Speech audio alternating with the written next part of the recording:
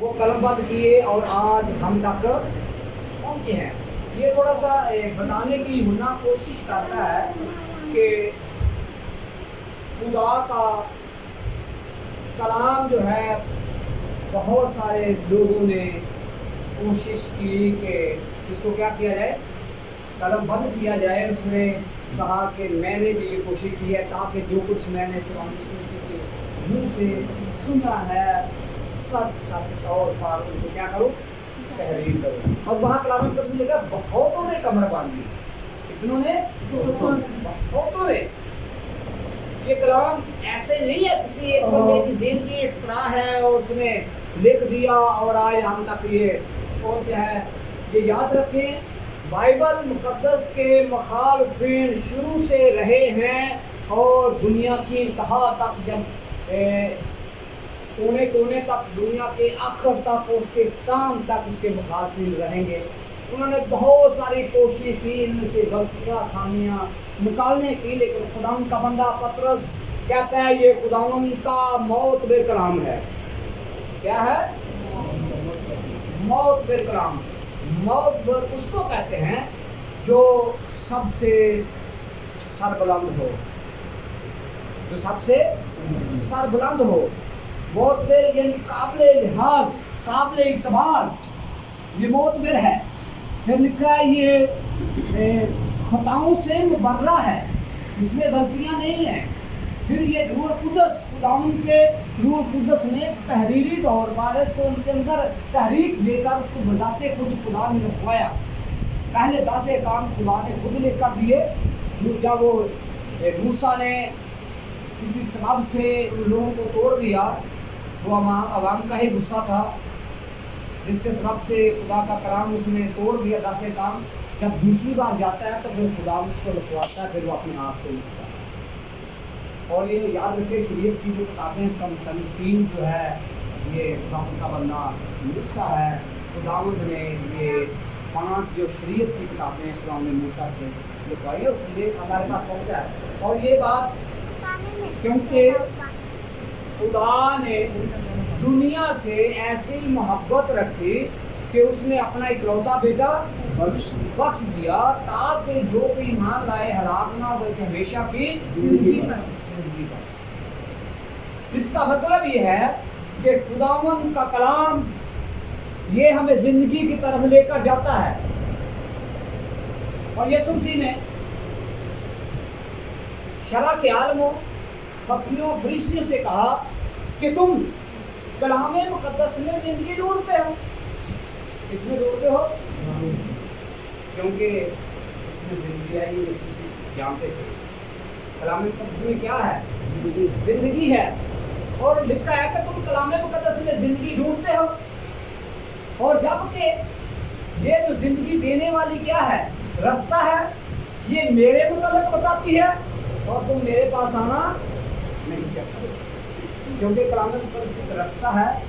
اور خداوند کا بندہ داؤد زبور 29 میں کہتا ہے تیرا کلام میرے قدموں کے لیے چراغ اور میری راہ کے لیے کیا ہے، روشنی ہے. اس کا مطلب ہے کہ یہ ہمیں سیدھی راہ صراط مستقیم کی طرف لے جاتا ہے. اور یہ اس راستہ جو ہے یہ یسوع کے پاس آ کر ختم ہوتا ہے. تو اس حضور کہتا ہے کہ میں نشان کی طرف دوڑا چلا جاتا ہوں. اور یہاں لکھا خدا نے دنیا سے ایسی محبت رکھی اس نے اپنا چھوٹا بیٹا وقت کیا تاکہ جو کہ مانا ہے ہلاک نہ بلکہ ہمیشہ کی زندگی پائے.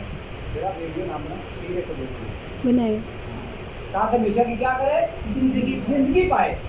اور یہ کب ہوا؟ جب خداوند اس زمین پر آئے اور اس میں یہ زیادہ لوگوں تک جب تحریری کلام آیا تو خداوند کے بندہ موسیٰ نے کہا کہ میری مانند خدا ایک نبی برپا کرے گا. لوگوں کا تجسس بڑا، اسرائیل کا کلام ان سے ہوا تھا، بات چیت ان سے ہوئی تھی، ان کے اندر تجسس بڑا کہ یہ کب نبی آئے گا، یہ کب آئے گا، اس کا انتظار کرتے رہے. پھر جب یسایہ نے ان کو واضح طور پر کہہ دیا کہ دیکھو تمہاری حاملہ ہوگی اور بیٹا جنین، اس کا نام ایمانویل रखेंगे, जिसका मतलब है खुदा हमारे साथ है। खुदा हमारे साथ है। कभी कभी हम सोचते हैं कि जब नए आत्मा में पढ़ते हैं तो इम्मानुएल नाम ही नहीं रखा गया। फरिश्ते ने कहा इसका नाम क्या रखना? यीशु रखना, जिसका मतलब है कि वो अपने लोगों को निकलना क्या देगा? निजात देगा। और उसका नाम भी यीशु रखा गया। सोचते हैं कि इम्मानुएल नाम तो रखा नहीं गया, वहां भी उसका तर्जुमा हुआ है कि उसका नाम क्या रखेंगे? इम्मानुएल, जिसका मतलब है खुदा हमारे साथ। लेकिन यीशु ने सिर्फ नाम ही नहीं बल्कि उसने इसको वाज़ेह कर दिया, मैं चाहता हूँ तुम्हारे पास एक मददगार भेजूंगा जो अब तक तुम्हारे साथ है।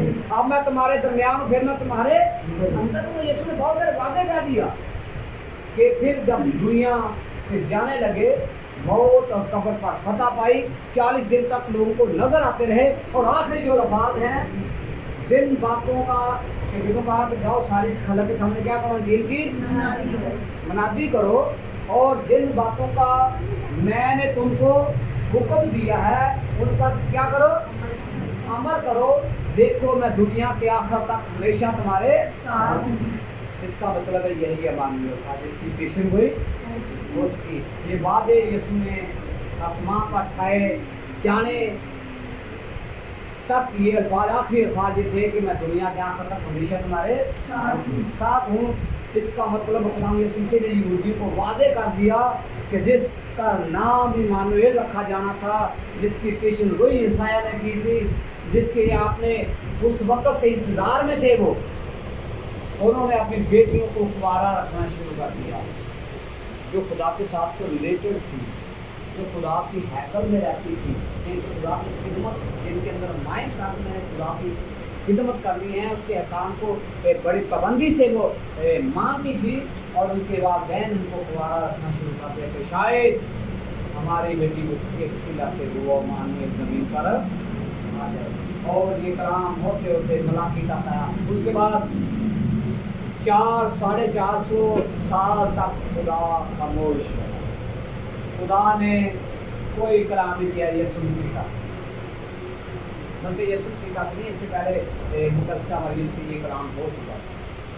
बाकायदा तौर पर यीशु मसीह ही कलाम है।